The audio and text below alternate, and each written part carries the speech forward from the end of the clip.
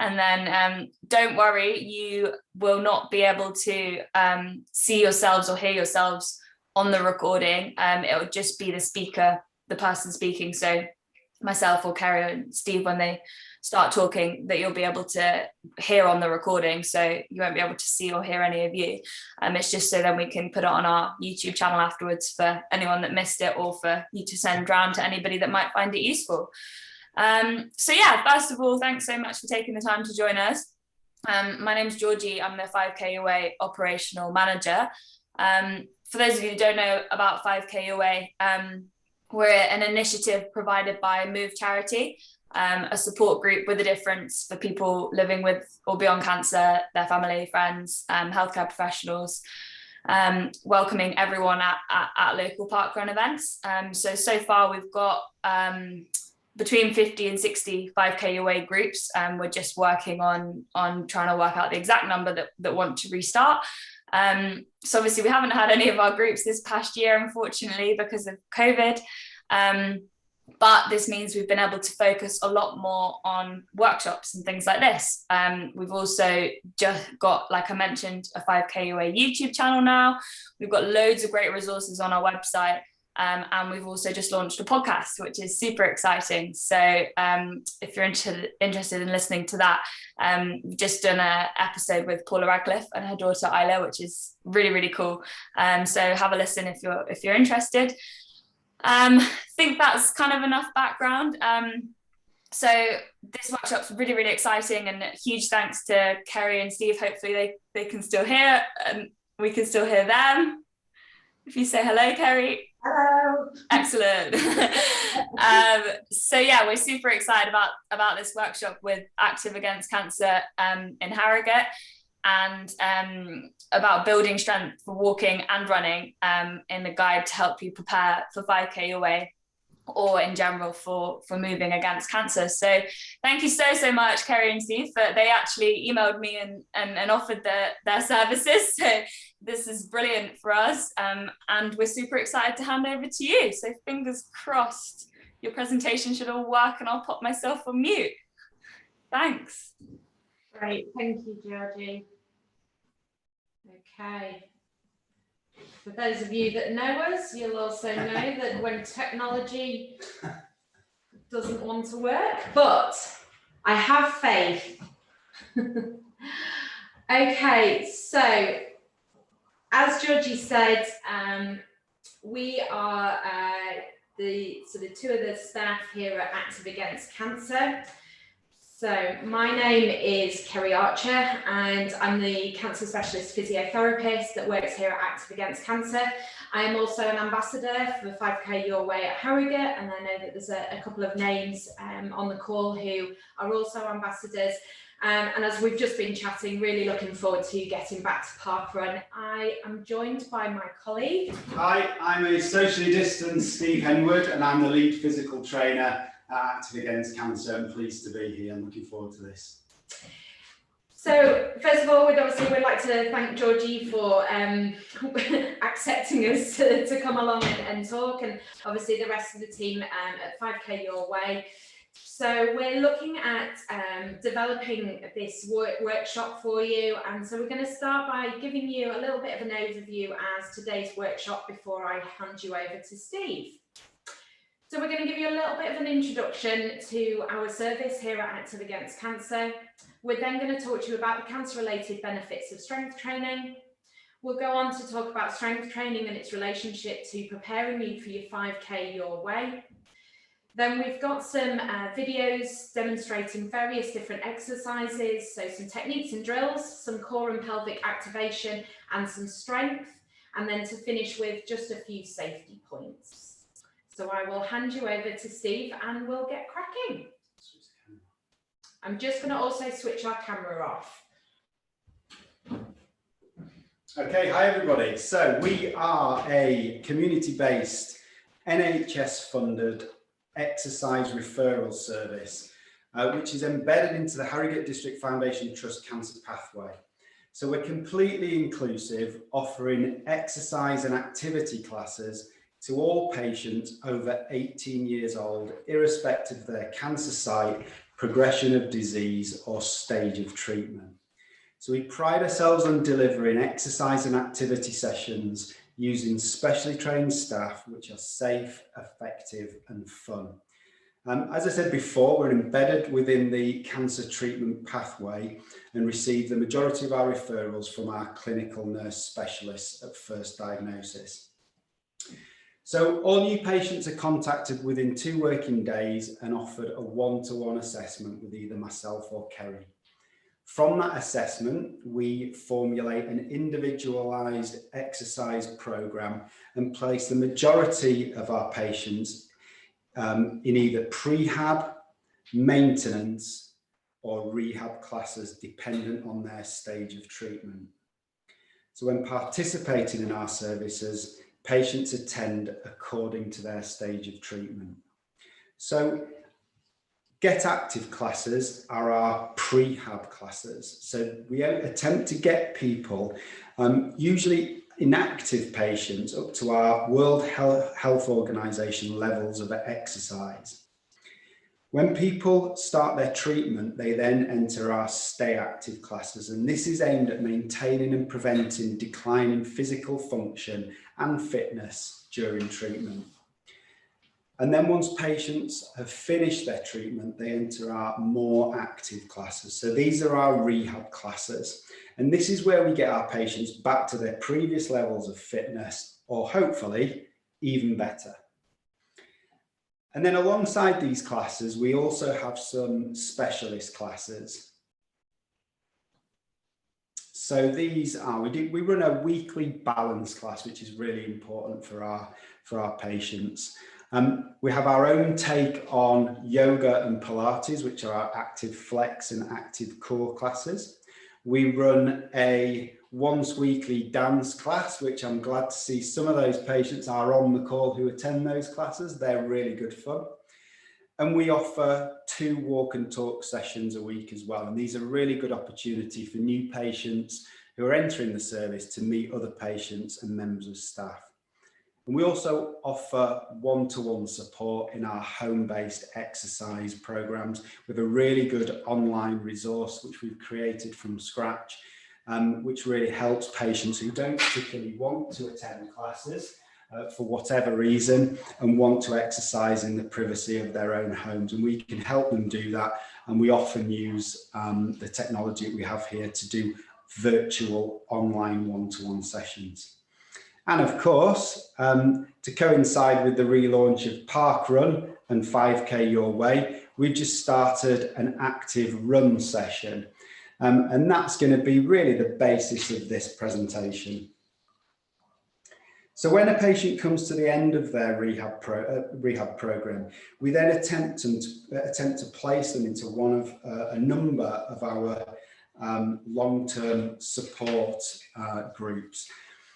We have really good links with Harrogate Borough Council, and we've actually created a specific class for our patients to move on to once they've finished our rehab classes. We've obviously got our links with 5K Your Way, which we want lots of our patients to attempt. We run out of Harrogate Sport and Fitness Centre, and many of our patients have actually joined Harrogate Sport and Fitness Centre as a member, which is really good to see. And now the gym is starting to open, most places are starting to open now. We hope to see more of those patients returning to that pretty much newfound exercise. And also the area where we work from is the home of the Harrogate part of Nordic Walking UK. So we offer those classes as well. So that's enough about us. Sorry, no, it isn't. That's wrong. Forgot about that slide. So current position. So we've assessed here since July the 15th, 2019, Kerry, is that right? Yeah. Over 800 patients. We run over 30 classes per week, and we have now over 250 patient attendances per week. So that's definitely enough about us. So it's all about strength training today. So what are the benefits for cancer and strength training? Well, firstly, strength training will really help you maintain lean muscle mass during anti-cancer treatments like chemotherapy, and will also help you regain lost muscle after treatment and surgeries. Treatment can cause, or cancer treatment specifically, can cause metabolic stress, and this is effectively using your muscle as energy, and so depleting your muscle mass through treatment and using that muscle as an energy source. So the loss in muscle is often caused by a combination of treatments and simply a reduction in activity levels during treatment. So keeping and regaining that muscle is really, really important. So bone is also a living tissue and can also be affected by anti-cancer treatments and inactivity. So think of the bone as the scaffold for your muscles. Both need to be strong in order to maintain good function, which I'll talk about in a moment. And strength training really helps in maintaining good bone mineral density and therefore strong bones.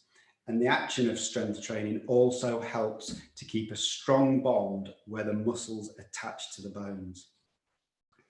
So strength training is really important for weight management also. It's a really positive effect on maintaining a healthy weight. Strength training helps to build and maintain lean muscle, which we've just talked about, so it can speed up your metabolism. In effect, burning calories whilst you're at rest. So help keeping being overweight in check. But also when and if you're underweight, and in combination with the right nutrition, also helps increase weight in a more preferable way. So actually building muscle to gain weight rather than adding fat to your body composition. Now, functionality. Now, you might often hear physical trainers and physical therapists using words like improved functionality. And this really means getting you back to doing the things you do during daily life and sometimes take for granted, but also doing them well and feeling less of a slog. So things like washing the car, doing the DIY, gardening, shopping, housework, running around after the kids and grandkids. So as obvious as it sounds, a result of strength training, it makes you stronger, okay? I know it sounds daft, but it does. Strength training makes you stronger, and combined with other aspects of fitness makes you more capable, more stable and less susceptible to trips and falls. So finally there, we've got fatigue and mood.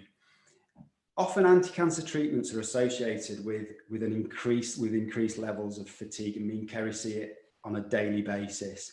So I'm sure many of you listeners have experienced different levels of fatigue during your treatment.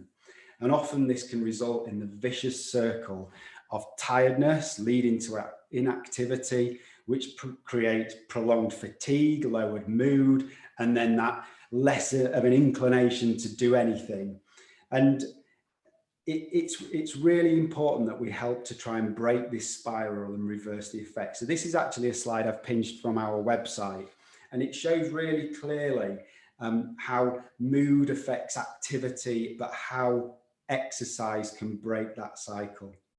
And we completely understand that motivation also plays a key role. So having an objective like 5K your way can really, really help you progress.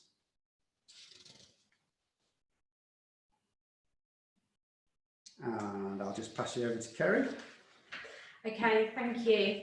So I'm going to talk a little bit more about strength training and how it's going to impact your 5K your way. So first and foremost, strength training and reducing your risk of injury. So whether you're running or walking your 5K, by repeating movements, you will start to condition your body. By incorporating strength exercises into your training, you will be starting to put the foundations in place on which you can then build on. When starting out with strength training, as with any new exercise, you should always start with low reps or a shorter distance and build on that as you get stronger. We call these stepping stone goals. As you get stronger, you will find that you can increase your reps and sets. Strength training reinforces the muscles, tendons, and ligaments around the joints to aid stability at the joint, thus reducing the risk of injury. It prepares the body for specific activity. By strengthening the muscles that are used in walking and running, they will be primed to work during that action. It reduces the likelihood of a muscle not being able to respond to the action being done, and we call this muscle activation. Strength training develops neural pathways, which are then activated and they prepare for the movement, and we call this conditioning. So the neural pathways help us to develop learned patterns of movement where our body is able to switch on, readying itself for the movement.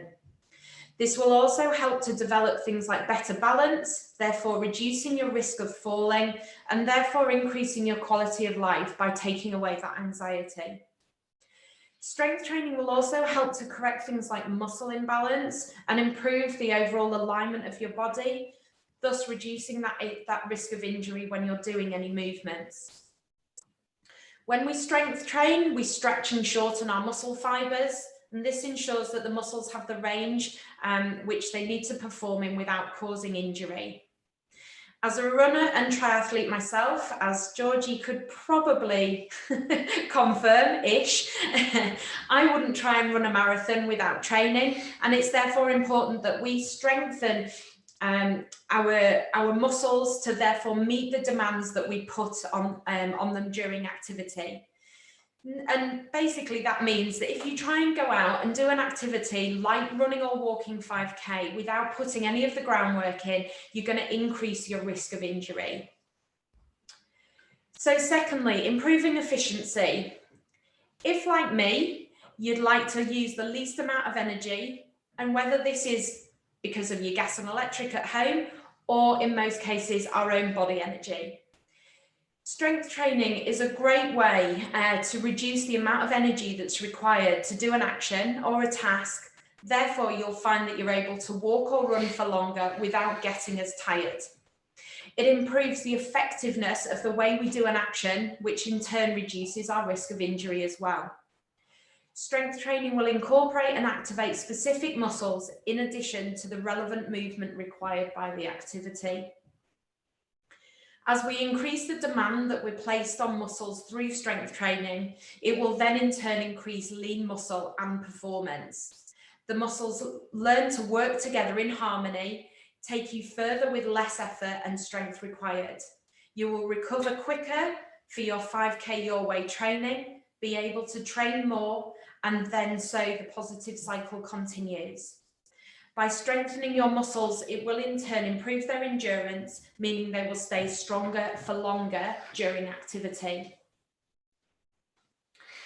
Strong muscles help to reduce the impact and load on joints. By supporting and protecting them, it allows them to absorb the load. So our muscles act as the support system around our skeleton. Correct movement will lower the risk of the joints being loaded incorrectly during movement, which again, as I've already talked about, reduces the risk of injury.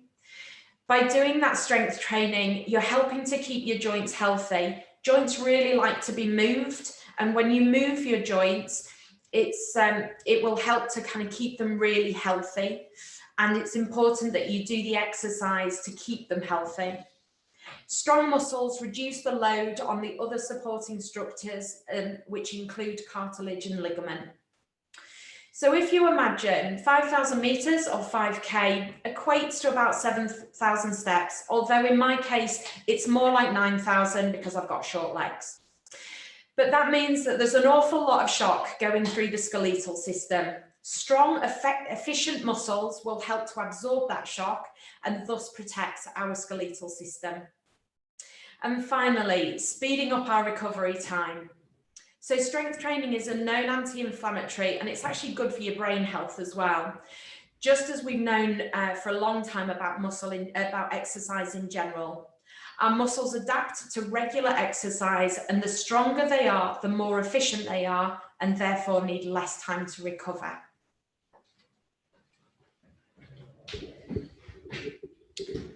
Thanks, Kerry.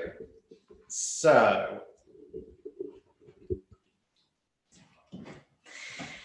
this is one of our favourite quotes, and we have very much lived by this quote since we first started Active Against Cancer a couple of years ago, and we like to think of ourselves as that pill.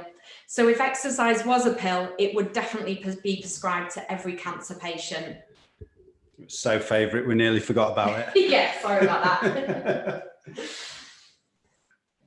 Okay, so we were going to do these videos live, but what could possibly have gone wrong? So what we've done is we've turned into video editors over the last week and actually shot them so we can actually talk over them rather than do them live. It might have been quite calamitous. So what we're going to show you now are a number of exercises which will help you warm up, prepare your body to walk or run, and help to wake up the important muscles which will help you complete 5K your way. We've also included 1 or 2 technique drills which will help you more efficient at running or walking and help strengthen your body at the same time. Core muscles are very important for running and walking, so we've also included some simple examples of these as well. Although upper body exercises will contribute to your overall fitness and running and walking performance, we've concentrated more on lower limb strengthening today. So this list is by no means exhaustive. There are many more exercises that you can do, but I hope this will give you a simple introduction into strength training for running or walking. If you add these into your preparation for 5K your way, we're sure they'll have a positive impact on your running and walking performance and make 5K your way even more enjoyable. So during the videos, we'll show you how you can progress, so make the exercises more challenging. And I think there's a recording of this, so don't worry if you miss anything. It will be available afterwards so you can replay them. You can do all of these exercises in a very tight space. You don't need any equipment, but you'll see from the videos, having a little bit more space to do the warm-ups will help you progress. A clear driveway or something like that before you set off is ideal, really. We're often asked about sets and reps. So how many times should I do an exercise and how many times should I go through it? Well, that really depends on you. Everybody's different. So best advice I would give to everyone is start gently and build up to about 20 or 30 seconds for the warm-ups and perhaps 8 to 15 repetitions for the exercises. So if you're just doing the exercises and not running or walking, perhaps you can do a few more.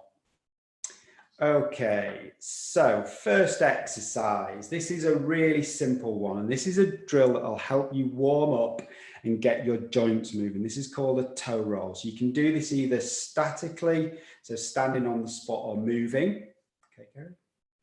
So on this one, we're just punching our knees forwards, punching our elbows backwards. The toes barely come off the floor. Tuck your hips on under. So think of yourself of having a tail. Try and tuck that between the legs. Stand tall and relax your shoulders. Okay, so the next one is a dynamic hamstring warm-up. So hamstrings are muscles that are at the back of your thighs and are often a source of injury for runners. So this warm-up drill really helps prepare the backs of your legs for a greater range of movement. So again, you can do this either statically or moving. So put one leg forward and heel on the floor, push your hips backwards and upwards, and you'll feel that stretch on the back of your leg. Keep your chin up, hold for a split second, and move forward, changing to the other leg. For an extra stretch, you can see Kerry's foot there. She's really pulling her toe in towards the shin, and that'll increase the stretch on the back of the leg a little bit more. Now this exercise is slightly more advanced, and I advise you to do these as a reverse lunge like Kerry's demonstrating if you're just starting out. So try and encourage your front leg to do most of the work. So step forward, push through the heel and bring your back leg into standing, trying to squeeze your buttocks. That's the first time I've said buttocks, but we will be saying buttocks quite a lot. So this drill will really start to dynamically lengthen your thigh muscles and prepare your lower limbs for more vigorous use. So always try for a straight shin on the front leg, as you can see, Kerry there. Now we're getting a little bit more complicated. So, but you can still do these drills statically and just watch Kerry, the way she performs these with a little bit of support from the wall to help with the balance. So the first one is an A skip. So this drill will help you practice your foot striking the floor in a more efficient way. So forefoot first, followed by a tap of the heel, and increasing your range of movement at the hip. So again, tucking your hips under, standing tall, lift the thigh to the horizontal position with a bent knee at 90 degrees. And you can advance these by adding a skip and advance them even further by adding movement. Now the B skip is virtually the same exercise, but you'll see from the video on this next one that you probably need a little bit more support. Kerry's using the wall for support. And at the top of the movement where we bend the knee to 90 degrees, we then straighten the leg. And we concentrate on trying to land the front foot onto the forefoot, as you can see Kerry doing there. So she's lifting impressively, I might add, and then striking down on the floor. Okay, so this last exercise, this really prepares the legs for knee flexion and weight transfer. So in normal language, that's bending the knees and transferring the weight from one leg to another, just like you do when you're walking or running. So simply practicing this exercise of weight transfer, as you can see Kerry doing there, will help really improve your leg strength. So again, static when you're starting out on these, and then adding a little bit of speed in, and then you can start with a little bit of movement. So I'm going to pass you over to Kerry now, who's going to give us some core and muscle activation exercises. Okay, thanks, Steve. So as Steve said, we're going to now look at core and muscle activation, in particular activating those muscles around the pelvis, just really to make sure that you've got that good stability there with your core when you're upright. Okay, so we're going to start with heel sliders. These are really good exercises to get you used to moving your legs while you're keeping your core engaged. So you're going to start with your knees bent, your feet flat on the floor, and your knees and feet are going to be hip width apart. You'll notice that I'm just arching and flattening my back there.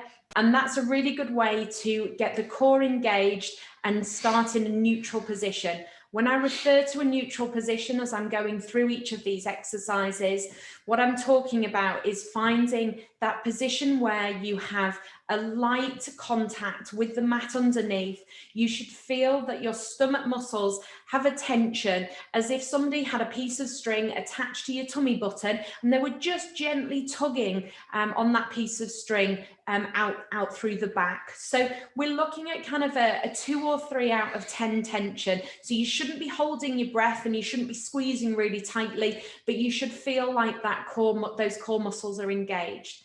The other thing that you must remember when you're doing any kind of exercise, but we tend to have this habit, particularly when we're doing core exercises, is holding our breath. Do make sure, and I'll talk you through as the exercise goes on, around making sure that you breathe during the exercises as well. So we've got core engaged, and then we're just going to slide that leg down and coming back up again, making sure that we keep the tension on with the tummy the whole time, but starting to utilize our hip flexors and extensors as well, and moving the leg.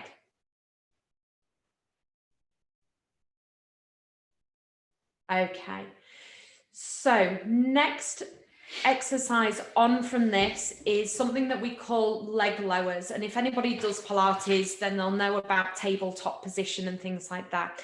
It's a progression. So just remember, as you're going through these exercises, start with the first one. Okay, so again, we're going to start in that neutral position again, finding that neutral position. Then we're going to raise one leg so that the hip and knee are at 90. Second leg comes up to join it. Now at this point, if your back starts to arch, then you've taken it too far, okay? That back must remain in a neutral position. Then from this position, we're just going to lower one leg down and bring it back up again. So this is a little bit more of a dynamic movement. And if you imagine in terms of its relationship to walking and running. From here, we're going to go into roll-ups. So again, we're starting in that neutral position.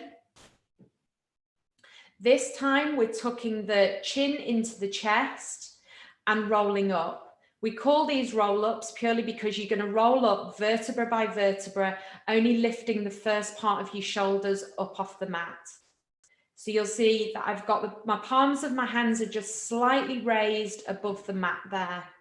And I'm just reaching down towards my ankles. Now a progression from that roll up is into hollow body, okay? This is quite an advanced move, but you'll see that I'll take it section by section.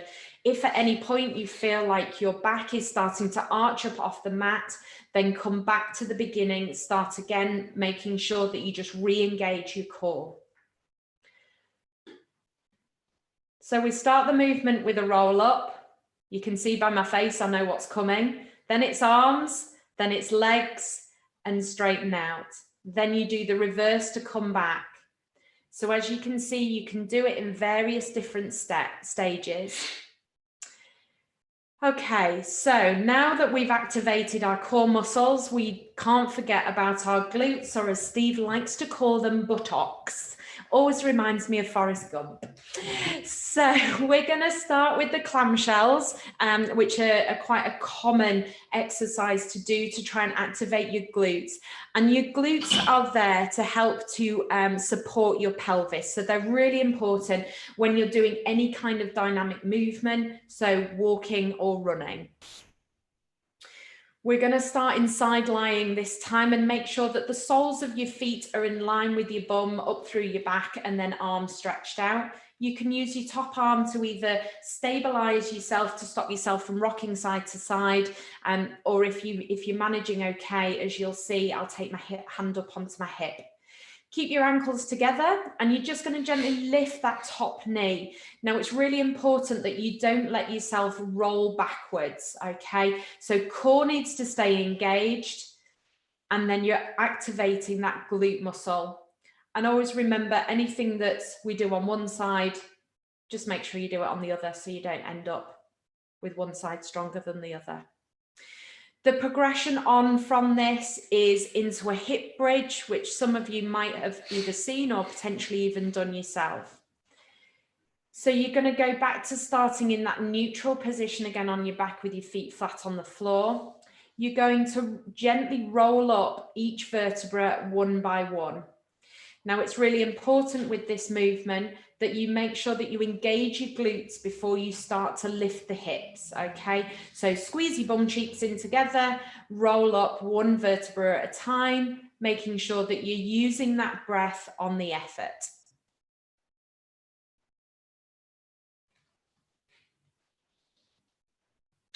Then if you want to progress it, you can then, as you can see in this video, extending the leg out in front. So that just reduces your base of support.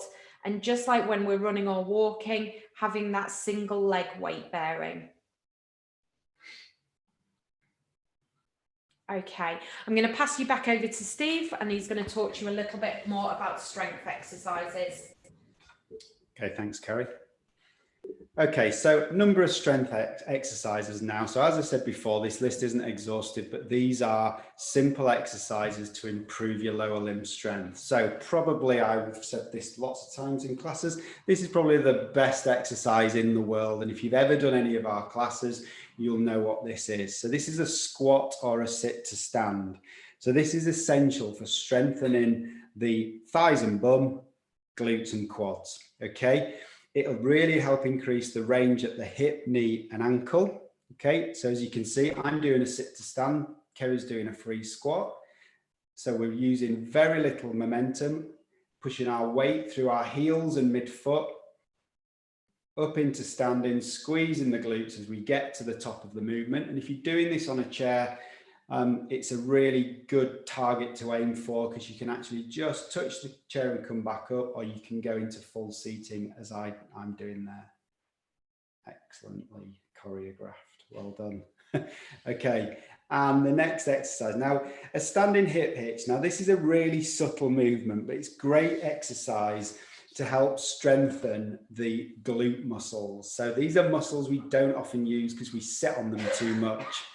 Okay, and we need to strengthen them. And these are excellent for making us a much more efficient runner. So we're standing with our feet close together, straight leg on the standing leg, and we're just hitching one hip as high as we can get it and then placing it really subtly down onto the floor. Okay, if you do 5 or 6 good ones of these, you'll really start to feel it. Now, Kerry's showing the progression there. She's actually standing on a box so she can get a little bit of extra range so she can drop a foot lower than her hip is already. Okay. Next exercise is a calf raise. So this exercise will help strengthen the muscles at the back of the leg and strengthen the ankle and feet. Now that's pretty important when you're going to walk or run 5K. Okay, so we're both using a little bit of support here. So we're coming feet hip width apart, coming up onto the toe, holding at the top. You'll really feel the muscles at the back of the knee just below, working really, really hard on these. Now, Kerry's going to show you the progression here by coming up onto 2 feet and then dropping down onto 1. This is going to help a lot of the tendons in the back of your leg strengthen. It's important if you do start running, and it'll really help you increase the range of movement at that ankle. Okay, so we run and walk by placing one leg in front of the other. So why not practice standing on one leg? Because we effectively run and walk and we're on one leg for an awful long time. So this will really help strengthen all those muscles in the lower limbs, especially the glutes. So first of all, balance is not your best thing. You need to get some support. So use a wall or a chair, okay? So at this point here, we're going to lift the knee. We don't need to lift it up to 90, but what we're going to try and do is put the majority of the weight in our heel and midfoot on our standing leg and put a little bit of a bend in that knee. And now at this point, this is where you really need to try and squeeze your bum. So squeeze your bum on the side of the standing leg. After a few seconds, you'll start and feel it kicking in. After 20 seconds, you'll really feel it start to work hard. Now, this next exercise, this is great for strengthening the thighs, okay? And if you've never done this exercise before, you really need to start with the progression, which Kerry's demonstrating on the video, okay? And really just gradually work closer down to the floor. Now, as you can see there, I'm pushing hard through my feet to keep myself propped up against the wall, okay? My thighs are burning there, but I'm pushing through my heels and midfoot again, and we're looking for a vertical shin. You don't want your knees to drop past your toes. Now you need to concentrate on your breathing.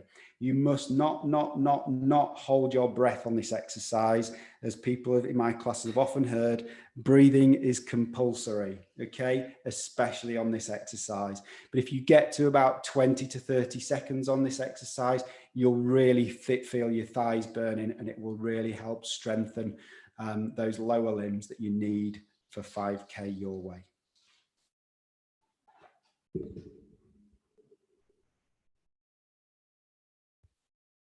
Okay, great. Thank you for that, Steve.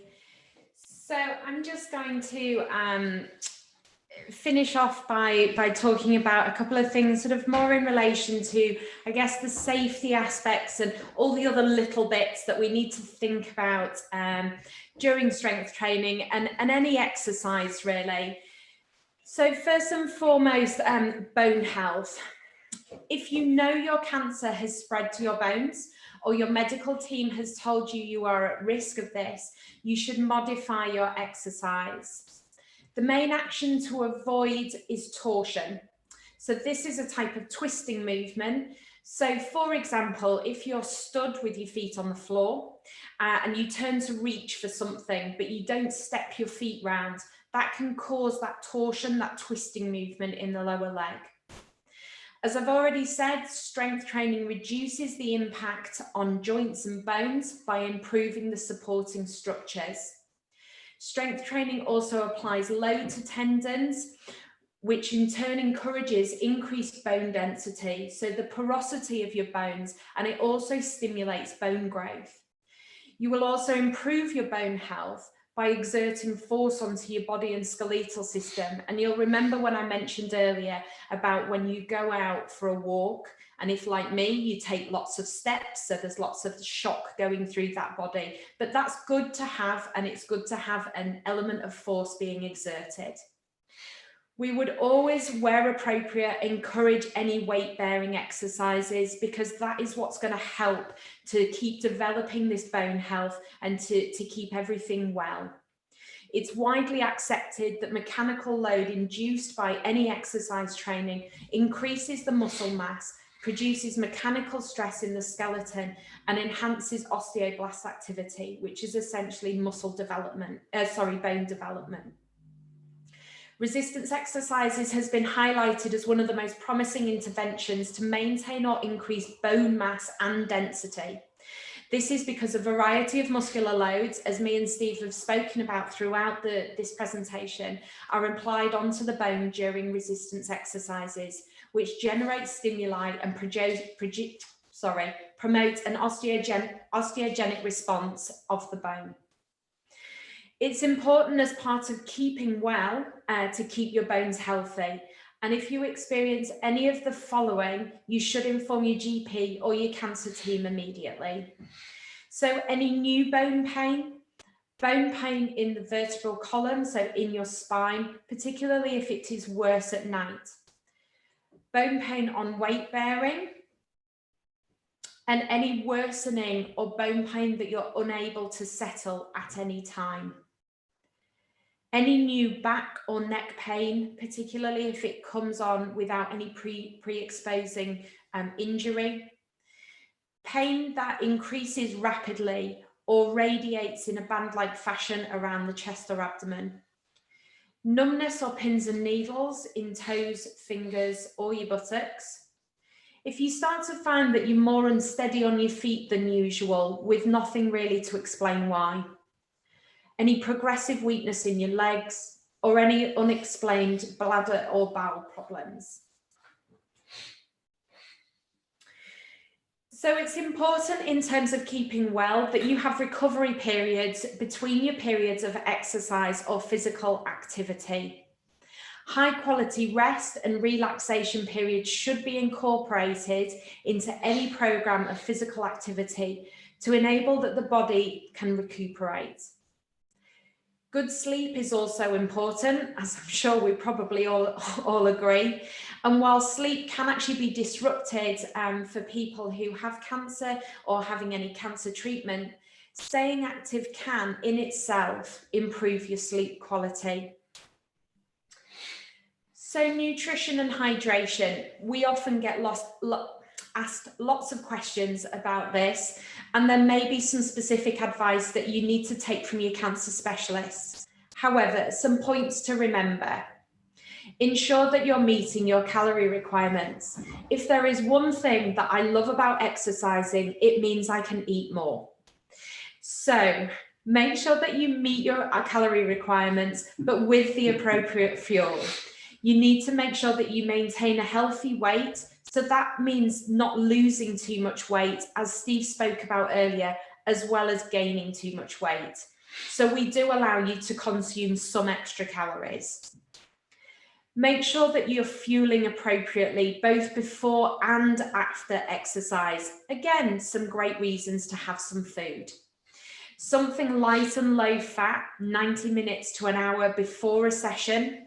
And then something after a session that preferably contains a bit of protein and some carbohydrates. If you're going to try and do something longer, and when I say longer, anything over sort of 45 minutes, you need to consider having some kind of nutrition during that session. Now that's very kind of personable to you really, and sometimes you need to have a little bit of a play around with what might work for you. Me, I quite like a cheese sandwich when I'm halfway around a bike session, but if I try and do when I'm running, it ends badly. Hydration. You'll have heard all your cancer specialists harp on about hydration, but it really is so important, particularly if you are going to be doing some additional exercise. Making sure that you're keeping up with your hydration levels. And, you know, we always talk about just keeping an eye on the colour of your pee. That's generally the easiest way to know how well hydrated you are. Again, you may have been given some specific advice regarding your cancer in terms of hydration. So do just make sure that you consult with any of your team if you're unsure. But water is absolutely fine. You know, there's lots of fancy drinks and things out there, but usually water will suffice. In certain instances, you shouldn't do strength training, namely if you have a low platelet count or if you are known to have bony metastases. As I've said all the way through, if you have any concerns about your bone health or anything to relate to your health with regards to your cancer or otherwise, we would advise that you discuss this with your healthcare team, but certainly before undertaking any new resistance exercises. And finally, to finish, we all like to talk about footwear. Trainers. They need to have some kind of good support, particularly important for those of you that may have experienced peripheral neuropathy as a side effect of your treatment. In some cases, you may benefit from actually having your feet assessed to see kind of whether you have potentially got dropped arches, so the natural curve in your foot. And I have seen instances of patients who have had some treatment, and as a result, it's actually affected the structure of the foot. I do always encourage people to have lace-ups because this will allow for some adaptation. Some people's feet will swell, and so if you've got that lace-up, you're always going to know that your footwear is providing good support for you. Make sure you look after your feet. Your feet are a great place to get infected, and things like your toenails really need to be managed. I would always encourage people, particularly when they're first starting out, doing a little bit more exercise, just to make sure that you keep a really good eye on your feet, okay? So make sure that you check the soles of your feet as well as the tops and around the sides.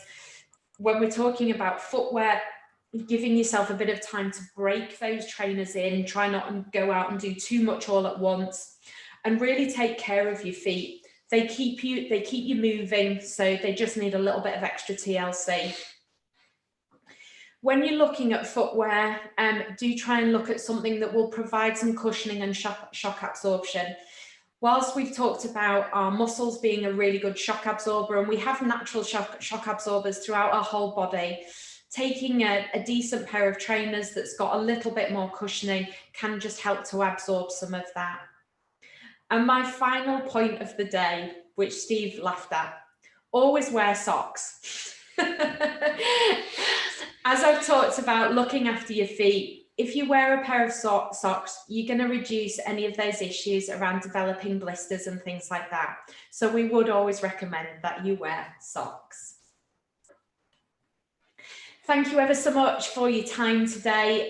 We've really enjoyed it, and we're happy to. I'm just going to try and sort of be really technologically savvy now and see if I can get back onto a main screen.